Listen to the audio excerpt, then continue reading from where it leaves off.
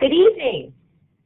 My name is Deborah Kosdras, and I'm from the Stavros Center at the University of South Florida. And with me I have... Hi, I'm Jody Pushkin. I'm with the Tampa Bay Times newspaper and education program. And we're here to present a workshop unpacking the Common Core and bridging the divide between career and college readiness. And we're going to be specifically talking about informational text and the newspaper.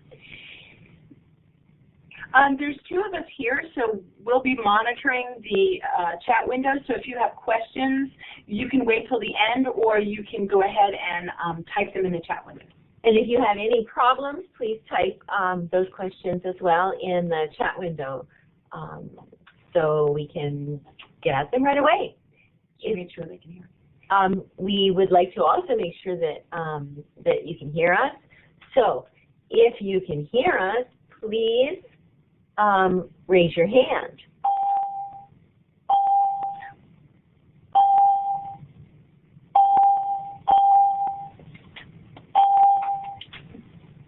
Yay! So far, so good. So far, so good. Lots of hands raising.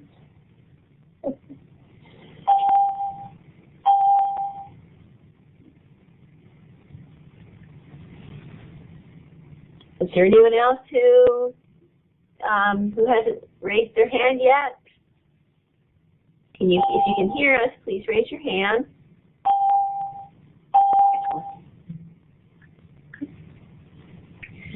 Thank you.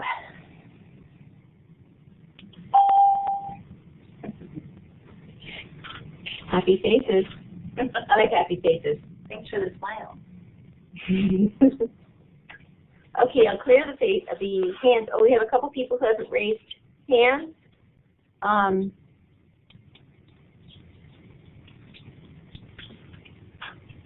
And thumbs up. That's a good thing.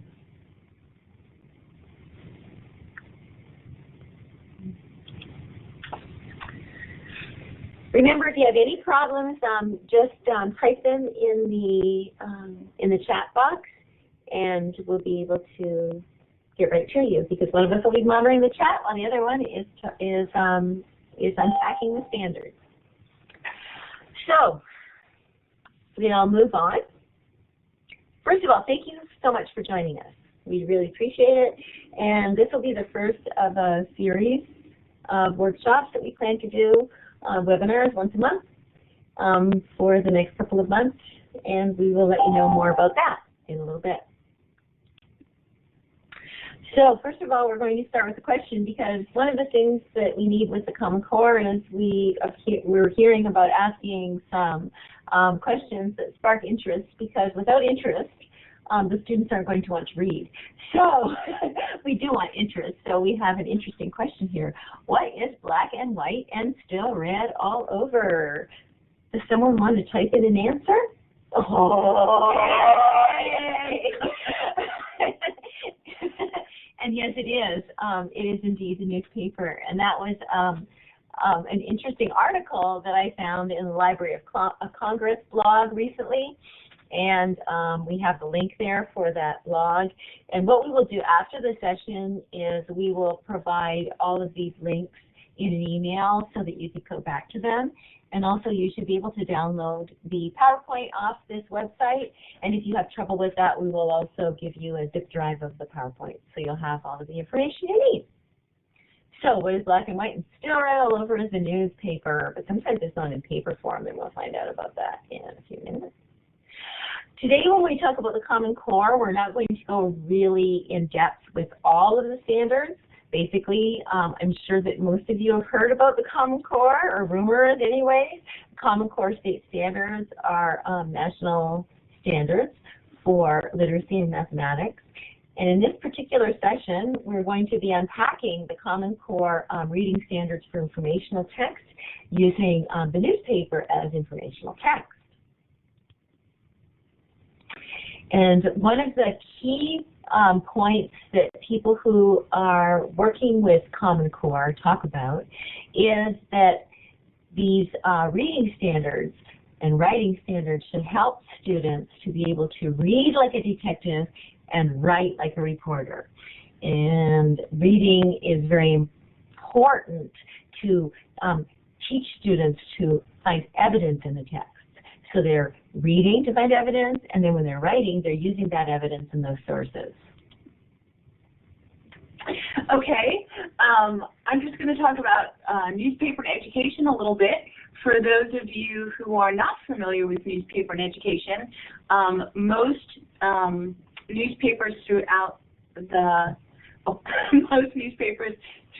the nation still have NIE programs. The Tampa Bay Times has a partnership with our local schools that we provide newspapers in both print and electronic digital form as educational resources free of charge for teachers.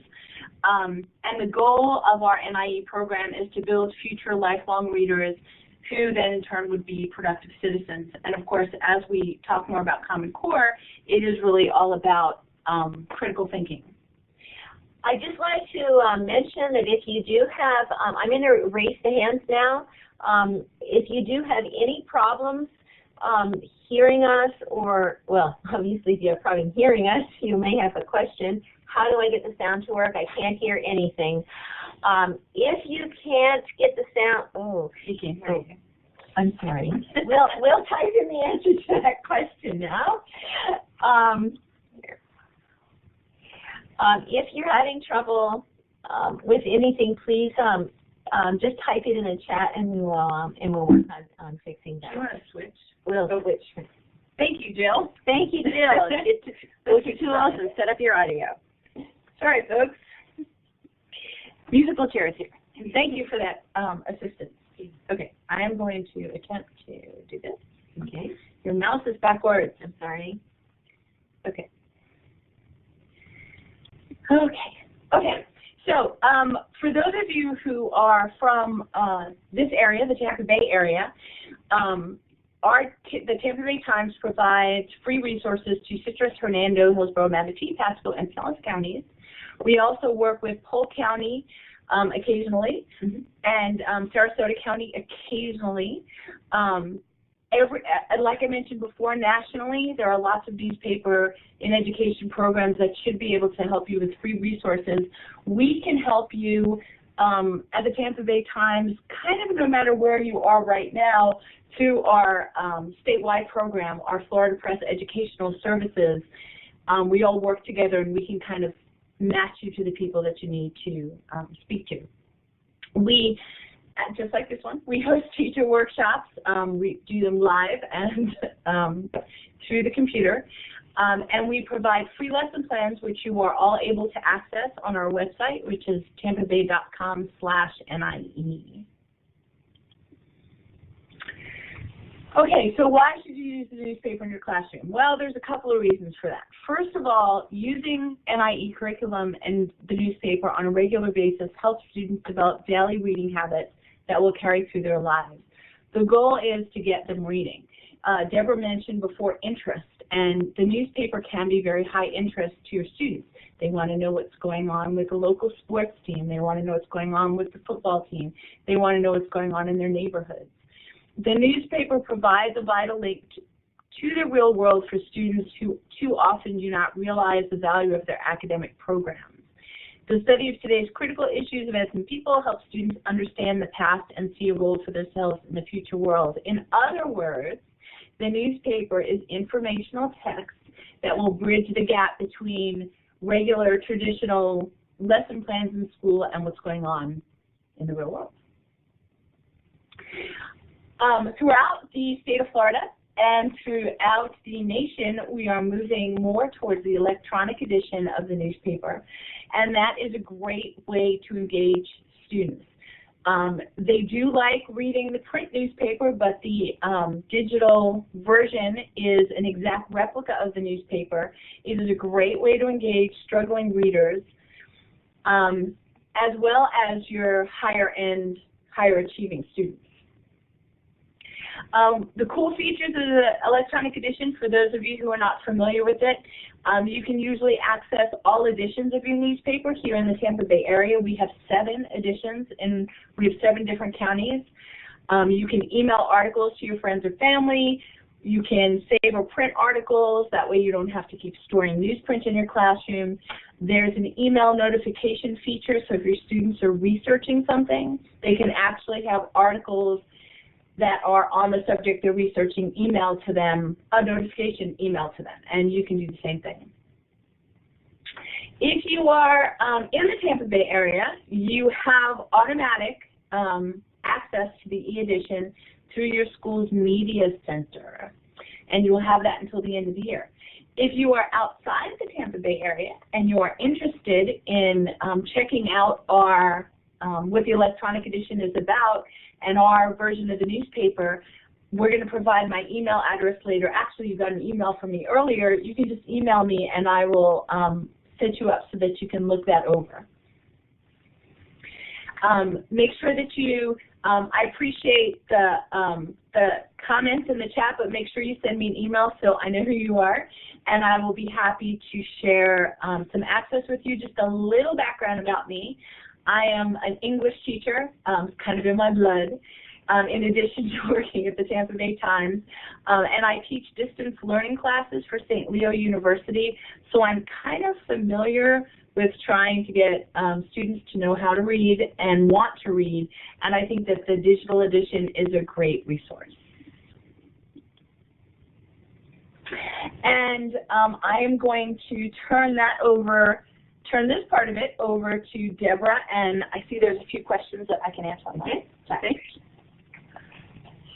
So, just a little bit of background of myself. I was a classroom teacher for 11 years, and then I also have my PhD in literacy studies, and one of my special areas of interest is in digital media and teaching kids how to communicate, to read multimodal text and also communicate through multimodal text.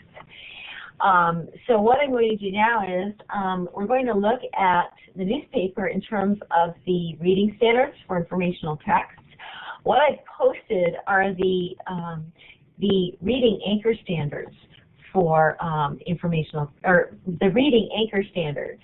So if you teach a specific grade level, you need to go to the Common Core State Standards site, which we will share if you're not familiar with the site, to find the very specific standard for your grade level.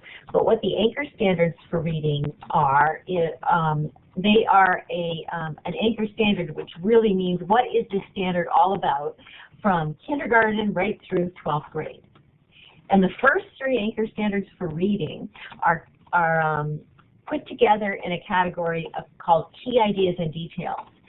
And what these 3 standards are all about is about students reading and how you want them to read to comprehend text. So they're all about that. They're about reading closely to find evidence, to make inferences, and to develop connections within the text. So what we're going to do is we're going to go over the first 3 standards in the next few slides by talking about how to help students read text by using the newspaper. And using an NIE supplement called It's All About the Benjamins, which I did send you a link to access the PDF for in my email to you. And just so before we go to these 3 standards, I've made them very succinct on the next 3 slides. The first one I call close reading. The second standard I call the main idea standard, and the third standard I call the connection standard, because that's in essence what these are. When we're taking all of that educational jargon and that literacy jargon out of them, basically the first one is about reading closely for details and information and making inferences and evidence, finding evidence and making inferences. The second one is about main ideas. And the third one is about making connections and reading deeper and making connections in the text. Did I mess with your mouse? No. So when we are reading closely, what we would really like to, what what we would really like to think about is reading like a detective, writing like a reporter, and thinking like something. Because most of you teach something in your classroom that is some sort of content area, and we want the students then to be, what is it that we're actually going to be talking about in the session? So you're reading the newspaper for a specific purpose.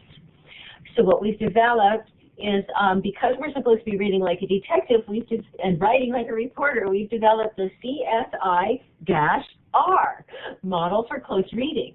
So reading closely is all about the content. What is it? What are you trying to teach? Why are they reading? The kids need to know this before they even start reading. They need to know why they're reading something. And then the S is all about the standards, the skills, and the strategies. So what literacy standards, skills, or strategies are you going to use to teach the content? The kids are supposed to be learning the content. You're not supposed to be just spoon-feeding it to them like we're spoon-feeding you right now. They're actually supposed to be using reading, writing, speaking and listening, and language to be able to understand the content. Then the I is, it's all about those kids. They're going to be investigators. You're immersing the students within a lesson where they are investigating to find evidence to answer that big idea question that's all about the content. And then finally, -R, because they were asked a question at the beginning, and then they need to report it. They need to show what they know. And that writing could also be, not just be writing an essay, and not that essays aren't important, we still need to write essays, but we also need to write reports, proposals, podcasts, blogs, movies, etc., etc., etc., any way that you could think of writing. So, looking at this whole thing about reading closely, this is a question that has been asked time and time again. It was put together by David Coleman, who was one of the key writers of the Common Core Standards, and he gave this example of which one of these following questions requires students to read the text closely. If you were present at the signing of the Declaration of Independence, what would you do? Or, what are the reasons listed in the preamble for supporting their argument to separate from Britain? Well, if you chose number 2, you are right. That's what they mean in the Common Core Standards about having the students read, asking text-dependent questions. They want the students to have to read the text and find evidence in the text. Not just to say, we're talking about the Declaration of Independence today, how does it make you feel that we're talking about the Declaration of Independence? You still ask that question, but you also have to ask questions that make the students actually read. That's important. It's all about reading. And the evidence. So, we said close reading, so we're talking about close reading. What does close reading mean? First of all, you want the students to be able to look at the text and find evidence in the text. And so, we're establishing a purpose for reading, first of all. Why are they reading this? Students aren't going to be looking at the text or interested in the text unless they actually have a purpose before they even start reading. Then, you're asking the students some key questions about the text before reading. So, for example, here I put a question at the bottom. Before they even read this text, what are Benjamins and what do they have to do with thrift? I asked you a question. That's maybe a question that we're going to be looking at during this session. So if the kids have that question, they already have a purpose to read, and so they're going to be thinking about that. And then the students can mark the text during reading for evidence, and during reading, you continue to ask the students questions. More questions during reading, and then some questions after reading. They're looking for evidence, they're making inferences, and they're discussing their evidence. So let's find out now, what are the Benjamins, and what do they have to do with thrift? Oh, sorry, I moved you. That's okay. Who's the mouse? Who moved my cheese? Sorry. So here's the second page of the Benjamin's Benjamin's document, And we will be, like Jody said, we will be, if you don't have that already, if you didn't open it already, we'll be certainly sharing that with you, so you will have all of these documents and also the PowerPoint presentation. And I think we mentioned at the beginning that we will be recording this, so that will also be available for you, that you could actually listen to the entire session once again. So, close reading. Here's another page. What are the Benjamins and what do they have to do with thrift? Well, where would the students find information about the Benjamins? Well, they would find some information maybe here in this text. And what kind of text is that? Oh, that looks like a dictionary text, definition text. They might find some evidence here where they see a big picture of Benjamin Franklin. Benjamin Franklin might have something to do with it. And here's a quote he made. So we could think about that. They might find some other evidence on here that has to do with thrift. So they could be looking for evidence, and then when they start reading, you can talk to them about parts of this text that they're going to have to look at. Well, why don't we look at the first and second paragraph and look and read the first and second paragraph and see if you find anything about Benjamins and anything about thrift in there. Then discuss your evidence. Next thing, main ideas. So I'm now reading the same text, and if I'm reading the same text, I'm reading that text in a different way this time. I'm reading the text where I'm having the students read this text and tell me what is the main idea of the text and what are the supporting details.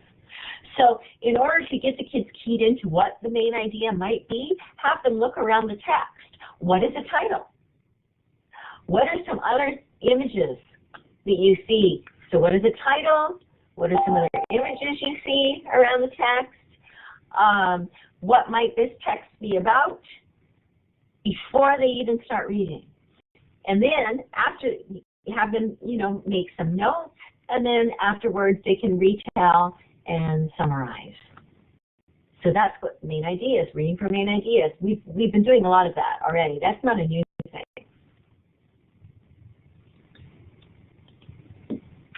And then the third standard then about reading and comprehending text is about the connections and the interactions. You're connecting between finding this piece of information and other events. You're also making connections between different types of information within the same text. And another thing you're doing is in this text, one of the connections we can make is to actually have and talk about an historical sequence or timeline. So before the students actually read the text, say, while you're reading the text, I want you to pick out all of the evidence you could find about the history of Thrift Week. So while the students are reading, they actually will write down little ideas about what they're finding so that after they finish reading, they can make connections and they can actually do a timeline of the history of National Thrift Week.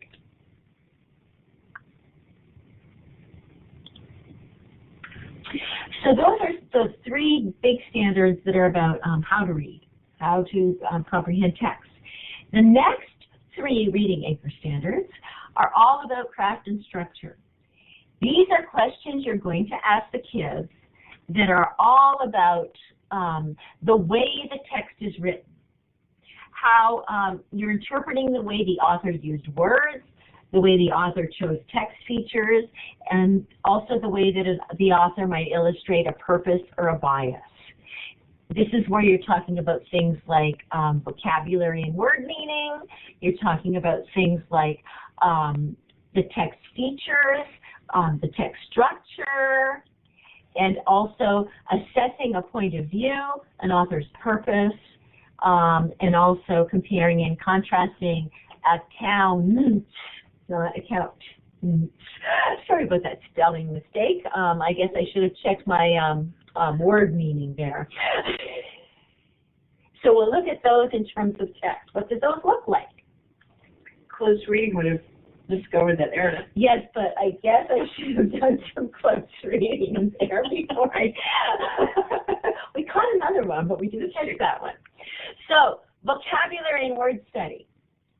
Some questions that you can ask, Common Core questions you can ask students when they're reading about the specific words that are chosen is, okay, in the article I could say, why did the author choose these words? So why did the author choose to include a penny saved is a penny earned? We might have to read the text to find out why they chose that. We might actually have to look at the title. Why did the author say how Benjamin Franklin inspired generations of thrift? So why did the author make specific word choices in the I was just going to say this is a really great activity to do with the newspaper also. Why did why did the reporter use one word over another? In this particular instance, why did they use the word inspired? So you can use these same strategies with any kind of informational text, including the regular newspaper or the special publications. So the other thing is, this is about vocabulary and word study. So the other thing is, when you're having your students read the text, rather than giving them all of the definitions in advance, there may be some words that they can actually figure out while they're reading the text, and that's very important in the Common Core, that we're going to want students to be able to decode words for themselves. But not just for themselves, we can scaffold that for them. For example, if I were using this text here and I wanted the students to read the text to discover what Benjamins are, well, I can refer them to this section where there's actually a definition and we could talk about it. But if I didn't have that section, I could say, why don't you read the first 2 paragraphs of this, how Benjamin Franklin inspired generations of thrift, and then what do you think Benjamins are based on that? And then as the students continue to read, they keep gathering more information about what those words mean. And then you can also have them choose vocabulary words that they might not understand the meaning of, which is really important, especially for your English language learners, because they may not understand all of the words that are in those in the stories.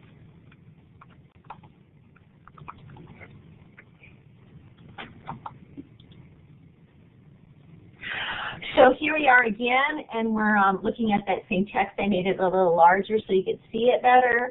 So if I'm reading this, I might be reading out loud with the students and say, okay, Benjamin Franklin, listen to the text and read it with me as it's on the screen. You can project it on your screen because you have the PDF version in your classroom. Benjamin Franklin was a man ahead of his time. Long before texting, tweeting, and instant messaging became popular, Franklin churned out short, memorable messages promoting thrift as the path to human thriving. Some of Franklin's maxims, or Benjamins, made their way into Poor Richard's Almanac. So as we're reading now, what do you think Benjamins are? Some of his maxims, some of his, what does that mean? Some of his Benjamins? Do we see anything that may be one of his maxims on this page? Or one of his, what could that mean? So as we're reading, these are the kind of things, and as we move down, we find out something about Franklin's pithy sayings. So could we refer that back? And then could we find a pithy saying, perhaps on this page? So, fun. We'll move on now to talking about the structures and features of text, which is really important for newspapers. Students are used to traditional text within the classroom of finding the structure. Here's the title. Here's the, here's the first paragraph. Here's the, here's the ending. Here's the front of the book. Here's the back of the book. The cover. What's on the inside cover. But it's much more complex when you get to online text. And the Common Core is all about all text, and including online text and websites. So you're looking for title, author, source, context, and date, but we're also looking for things like headings, menus, and what do icons mean?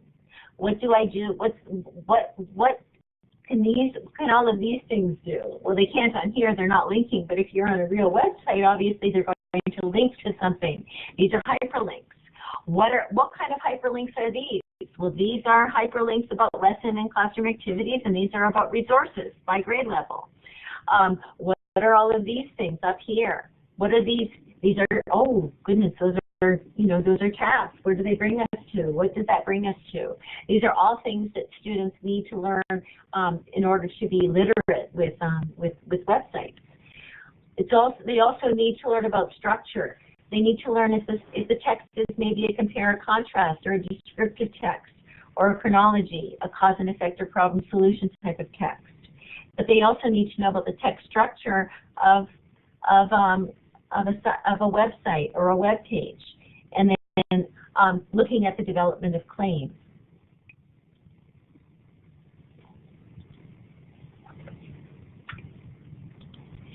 They also need to know about point of view or purpose, and this is so important for news because we're really looking at students. There's so much information out there. There's an information overload. In the past, students had to go to the library to find information to write in, to create a report or a project at school. And now information is everywhere.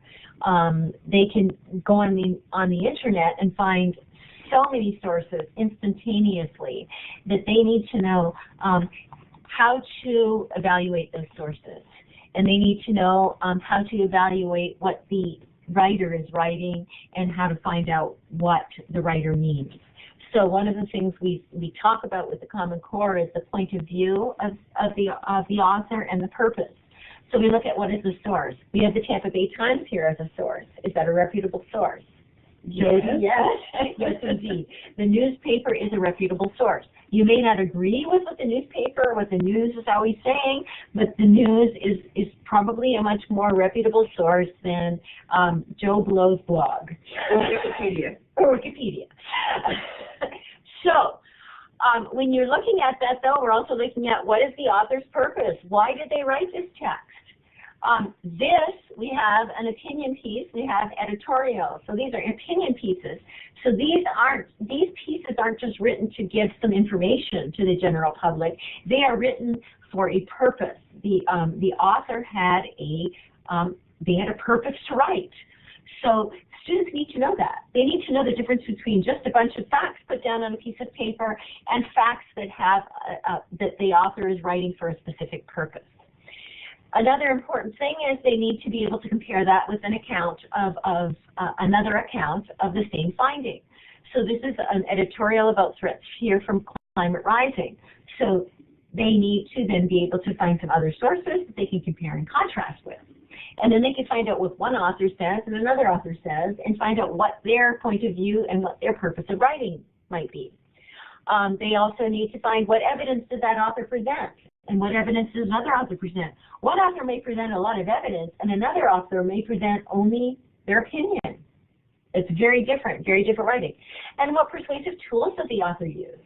Are they using persuasive tools that are also backed by evidence, or are they just using some persuasive tools that are saying, if you don't believe what I'm saying, you are a stupid head?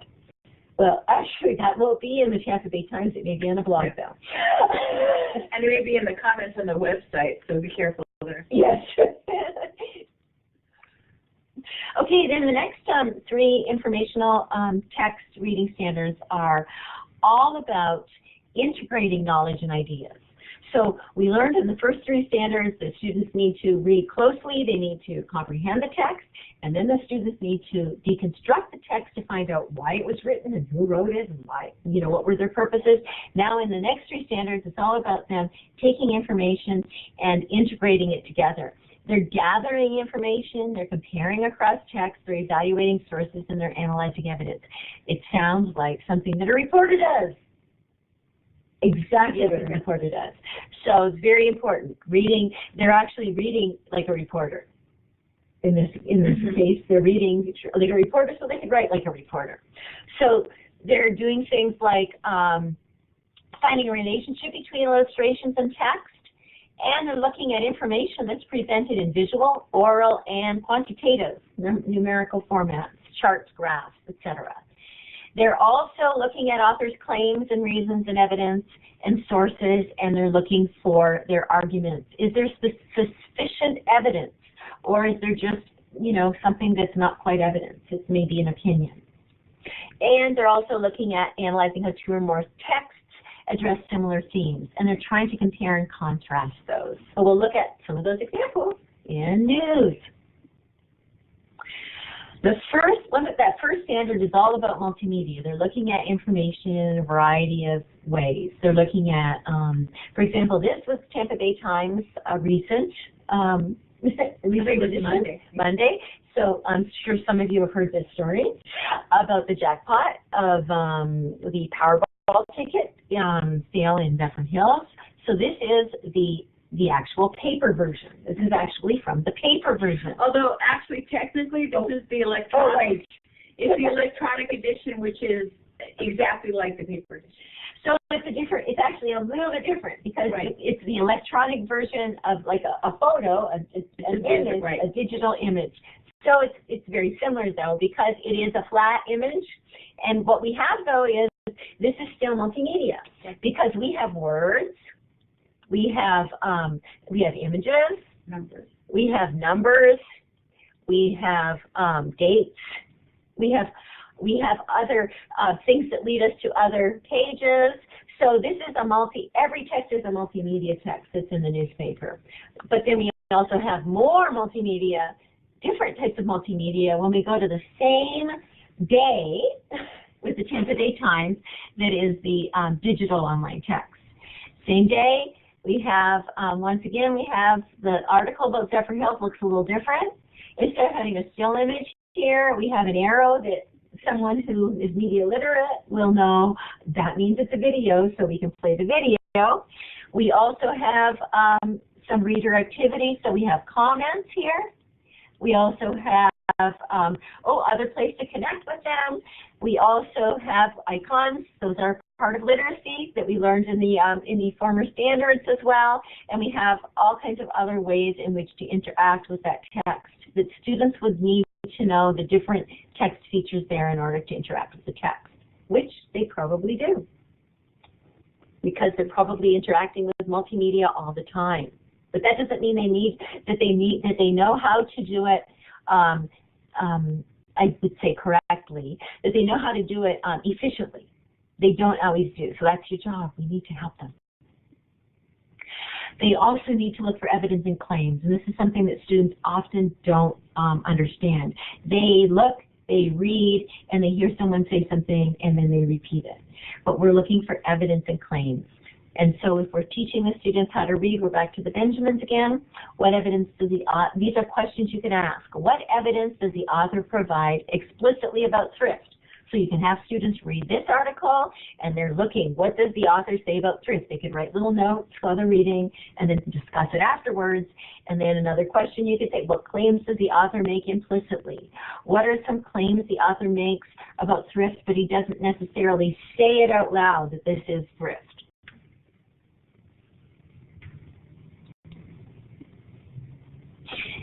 Next standard, the ninth standard is all about corroboration. We're taking evidence from one place, we're finding evidence in another place, and we're putting it all together. What we put here is one other website that is actually talking about Benjamin Franklin and calling him actually the American Apostle of Thrift, which is an interesting choice of words. Interesting title that, again, if you're talking about the Common Core, those are very important things to discuss. Why would they call them the American Apostle of Thrift?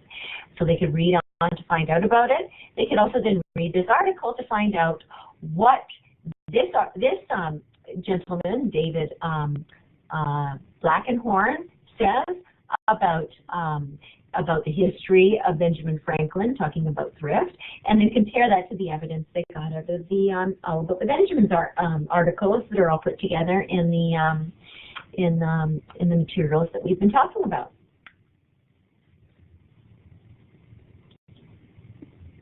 We also have found a few other texts about Benjamin Franklin that we'll be sharing with you in an email. There are some other lesson plans for discussing the Benjamins and the paper economy, and how Benjamin Franklin, with his technology of the printing press, started printing the first paper money, which is very important. Also, another document about Benjamin Franklin and the paper economy. Those are both from the Philadelphia Federal Reserve. Excellent resources. There's another lesson plan to accompany information about Benjamin Franklin for grades 3 to 5. This is the article, the American Apostle of Thrift, that we just cited, and then there's another website that has education about Benjamin Franklin and resources about him as an entrepreneur, and we will be sharing those websites with you later so that you will be able to link to those.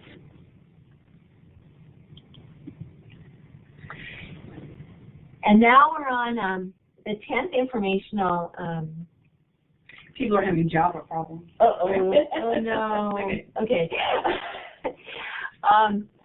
We have had, Deborah, while you've been doing this, we've had somebody in Hillsborough County, as we know, because you and I have talked about this, brought out the idea of lexile levels in the newspaper and relationship to Common Core. So this is actually great timing to talk about lexile. One of the things that has been a big topic of conversation in most of the training and professional development that I've been to in terms of Common Core is about text complexity. And I just returned from 5 days at the International Reading Association conference and went to everything and anything on Common Core that I could discover, including some sessions that were led by people who wrote Common Core standards, and then sessions by people that I respect as the leaders and lead researchers of literacy in the country and actually in the world. So just talking a little bit about text complexity, one of the things that the Common Core is trying to do is to make it possible for students to be reading texts at a variety of complexity levels in their classroom. That doesn't mean that everything in your classroom should be at the same lexile level. In fact, one of the things that the Common Core people talk about is students need to be able to read more complex texts, which means they need to be reading texts that are on their level, but they need to be exposed to a variety of texts. So if I were teaching first grade, for example, I may have a reading program that is at a specific lexile level, but that doesn't mean I can't bring the newspaper into my classroom, the regular newspaper, the big people's newspaper, and put it right on the screen in my classroom. And I may not say to the students, okay, read this 5-page article and then tell me what you found. I would certainly not do that. Well, I usually had one first grade student who could do that, but every year. But what I would do is I would probably use parts of that newspaper. I may even just use a title and then one little paragraph, and we may read it together, because I may do an interactive read aloud with those students, reading them real text from the real world so that they are exposed to complex text through scaffolding. And scaffolding doesn't mean I have to, I hate this word, but I'll say it, dummy down the text. I can read a big people's text to the students, providing it's not too above their head. And if there are a couple of words that are above their head, those are going to become our vocabulary words for the day. And we're going to look at what those words mean in a text, and we're going to be using them all day long. So that by the time those kids get home, they may be saying to their parents, oh, what's the lexile level of your text that you're reading in your newspaper? And then their parents will look at it and go, what is a lexile level? And their 5-year or 6-year-old will be able to tell them what lexile means. So those are important ways that we can use complex text. One of the other things I want to point out is this is a great use of NIE original curriculum also, because we have several teaching posters where you could actually just pull out the way that the poster is laid out and the way the articles are laid out. As you saw with It's All About the Benjamins, you can pick key portions out without having them read the whole thing. You could have just taken that definition of the Benjamins and, well, that was weird, and asked them to look at that. For example, we have a program that we do called Project Weather. You could have the students trying to figure out what a meteorologist does and just pick out some key things from that without having them read the whole thing. And one of the things that's really important as well is Lexile levels are quantitative, but we're also looking for other measures, which are qualitative measures. And certainly those qualitative measures are things that deal with there are different aspects of the text, not just the number, but there are things that are within a text, like the type of language that's used. If you're using a text that was written in the 1800s, it's obviously going to have a different types of language in it, so it's going to be qualitatively different than some texts that you're going to use that are in modern text. You're also thinking of this, it's not just Lexiles, because if I'm looking at a photo or if I'm looking at a graph or a chart, we also need to look at complex the different qualitative measures. And we don't have enough time. I could talk about this for about 4 hours, and we don't have that much time, but we will be talking later on in future workshops about complex text and how to find text. But the most important thing, I have this little magic wand, hopefully you can see me sparkling it, is the reader and the task. You are a teacher. Why are you using this text? You want the kids to learn something, you want the kids to be interested, and you have a task. And that's something that we're going to be stressing. And keep in mind when you're talking about the newspaper and Lexile levels and whether it's appropriate or not, keep in mind that we're talking about all parts of the newspaper, the advertisements, the cartoons, the sports standings graphics, the pictures that have a caption on them, individual kind of sentence structure, all that kind of stuff that is could be moved part of your lesson. Oh, and movies as well. The moving image, very important. It's much more complex to look at a moving image because you're thinking about things like the frames, and the shots and angles that they're using, and so on. That will be another session. And so remember, complex texts aren't just written text. It's not just me opening up a book that has a bunch of words. Yes, it can be that. But also, complex texts are graphs, charts, formulas. They're apps, games, interactive, e-books, images, videos, reports, manuals, and websites. And sometimes they're all of those put together in one. And we have now 15 more minutes left, and what we'd like to do... That was good timing. It was good timing. For the last part of this webinar, we would really like to, hear some questions, answer some questions, and see what else we can discuss. Oops. I was trying to answer that question. Okay. Sure. If you want. I'll open up the mic here, so if anyone has a question, I will open it up, and you can press on your mic if you want to ask a question. Or you can type it. Or you can type it. Do we need to close our mic to hear their mic? Maybe. I'm going to close our mic for a second. Are there any questions or comments? You can type them in chat, or you can ask them. We really, really want to thank